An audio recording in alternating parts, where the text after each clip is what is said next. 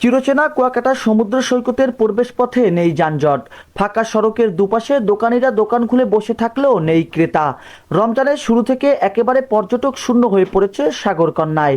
এতে বেকার দিন কাটছে এখানকার অন্তত ১৬টি পেশার কয়েক হাজার মানুষের। রাতে জমজমাট সমুদ্র সৈকত এখন নীরব নীরবতার গান শোনাচ্ছে।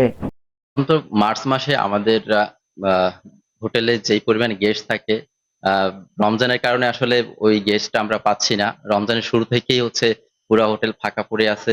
আমাদের স্টাফরা অবসর সময় পার করতেছে। এবারে আসি কিন্তু কোনো পর্যটক নাই। এই সকালবেলা আসি, আবার সন্ধ্যাবেলা চলে যাই, কিন্তু নিজের খরচ টাকাই হয় না। অনেক এর ভিতরে আছি এখন, চলার করতে অনেক কষ্ট হয়ে যায়।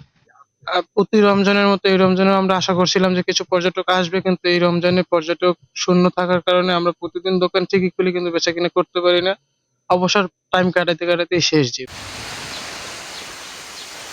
সমুদ্র তার স্রোতে চলছে, উত্তল সমুদ্র সৈকত তার সৌন্দর্য ছড়াচ্ছে। প্রায় ৪ মাস টেনেটুনে ভালো ব্যবসা করলেও রমজানের শুরু থেকেই খালি পড়ে রয়েছে ২৫০টির মতো হোটেল মোটেল ও রিসোর্ট। তাছাড়া লোকসানে পরিবহন সেক্টর, রেস্তোরাঁ। অলস সময় কাটাচ্ছে ক্ষুদ্র ব্যবসায়ী, বাইক চালক সহ সংশ্লিষ্ট ব্যবসা প্রতিষ্ঠান কর্মচারীগণ। খালি পড়ে থাকা সমুদ্র সৈকত পর্যটকদের জানান দিচ্ছে, এসো আমার সৌন্দর্য উপভোগ করো।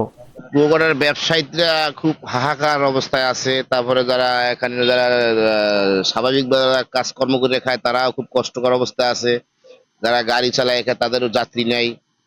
মানে আমাদের ব্যবসা তো নাই, একেবারে স্টাফরা খুব কঠোর অবস্থায় আছে। হাফ বেতন নিয়েও স্টাফ রাখতে পারি না, বর্তমানে হাফ বেতন দিয়েও স্টাফ রাখা যায় না।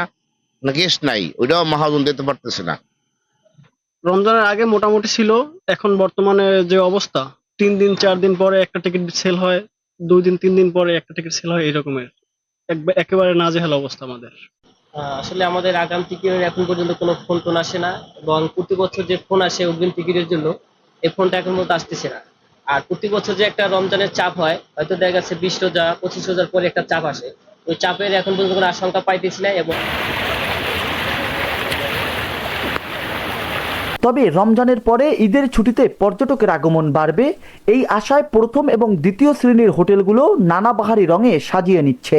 আপনারা জানেন, আসন্ন ঈদ উল ফিতরকে কেন্দ্র করে কিন্তু ইতিমধ্যে কুয়াকাটার যে সমস্ত হোটেল মোটেলগুলো রয়েছে তারা কিন্তু ব্যাপক প্রস্তুতি নিয়ে ফেলছে। কারণ আপনারা জানেন লম্বা একটি ছুটি কিন্তু ঈদ উল ফিতরে আমরা পাবো।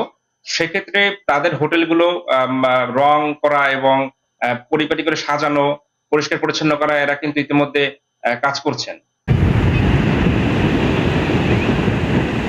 রমজানের শুরু থেকেই কোনো পর্যটক না আসায় প্রকৃতি অপরূপে সাজে নিয়ে হাজির হয়েছে।